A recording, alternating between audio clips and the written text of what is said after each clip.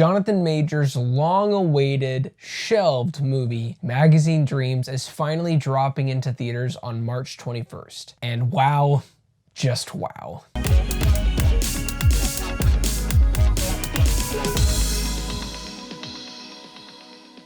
I've been a fan of Jonathan Majors as an actor for years. And yes, there was a lot of stuff that happened in 2023, and I won't get into the legal issues, the details of it. I do want to give a background about this film and basically why it got delayed and where it's at today. But briefly, I'm just glad that Jonathan Majors is back in the acting game. Magazine Dreams was actually filmed back in 2022, originally set for release under the distributor of Searchlight Pictures. However, after the negative attention surrounding Majors, its planned December 2023 release was scrapped, and the film was shelved until now. Briarcliff, the same studio that picked up the controversial The Apprentice, which, mind you, is an Academy nominee film.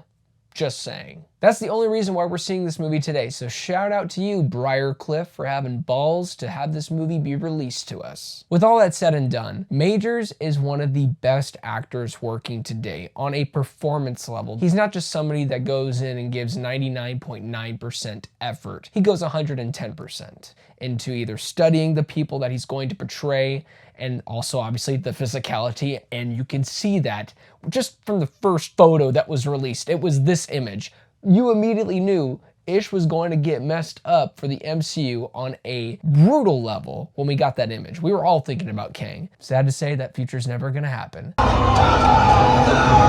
Here he plays a man tortured by his own mind, his self-image, his insecurities, his demons. It had to be a daunting performance in general to tackle someone that has so much hope, but also despair at the same time, whether you're somebody who puts up a camera and says a lot of words and you might get it wrong, so you do 20 different cuts and hopefully you get the right cut. I've been there and I know what that part of it feels like, but there's a whole other side to the story and performance that I can probably never relate to, and I think that's the beauty of the story and the beauty of the direction. But within Majors' performance, you feel those inner demons that he is attaching himself with, and you are just there rooting on the other side of the camera saying, please, no, stop this, you can be better. And looking back at a performance that is so violent and so kind of fragile at the same time, it must be hard for him to look at this film and say, yeah, then the following year I had all this stuff happen to me. From the opening scene, we see the level of dedication he brought to this role, but what makes his performance truly great isn't just the rage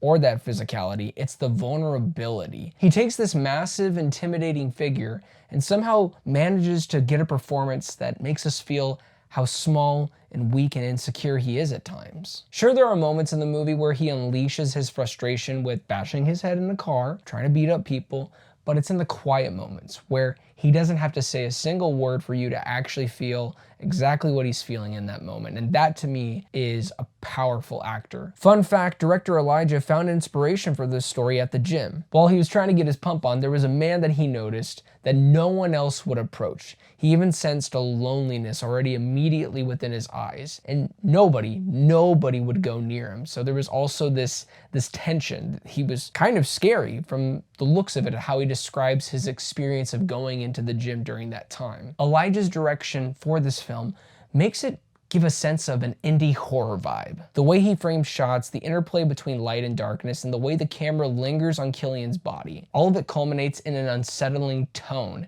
and it's the build-up all throughout, from how the movie literally starts with Killian's body being on full display for him and in all of his glory. We see Killian for his work on a physical level, but mentally, there is no armor around him. He's a man who has built himself up physically but has no foundation to hold himself together when things fall apart. And when things fall apart, that is when hell breaks loose for this man. Director Elijah put it like this: Killian is a fragile boy lost in the body of a man capable of unspeakable destruction. If I had to describe the pacing for this movie, it would be intensely slow.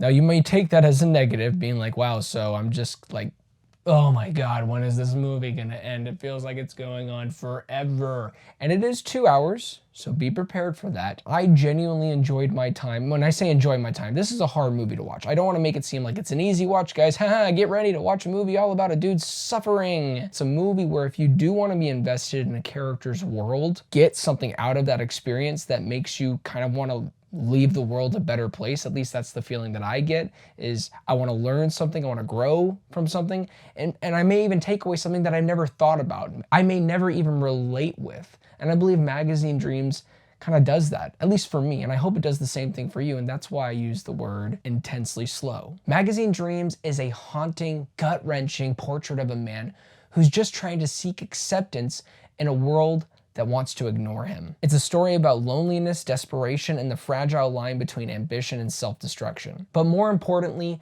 it's a movie about humanity, both the horror and the beauty of it. 8 out of 10. Well, thank you guys so much for watching this review. It really means a lot. Please don't forget to like and subscribe, but most importantly, do not forget to be blessed.